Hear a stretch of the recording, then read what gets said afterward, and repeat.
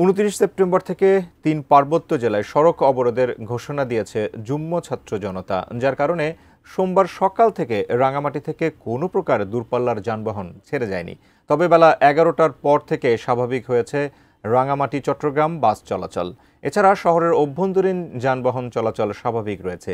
এ নিয়ে বিস্তারিত জানাতে বনরূপা থেকে যুক্ত হয়েছেন সহকর্মী ইমতিয়াজ কামাল ইমন।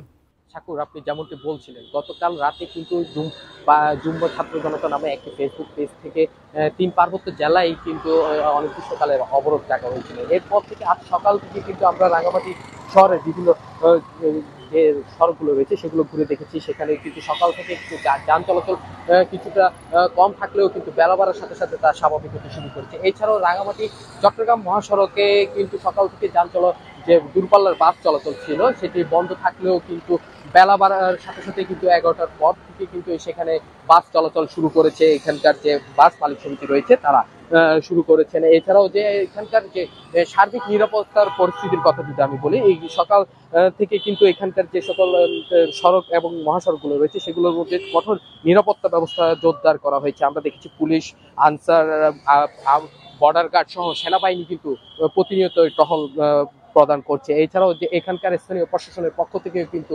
ব্যাপক সতর্কতা জারি করা হয়েছে। একই সাথে যাতে যে কোনো ধরনের যে গুজব সেটি কান না দিয়ে এখানকার মানুষকে সচেতন থাকার আহ্বান জানিয়েছে।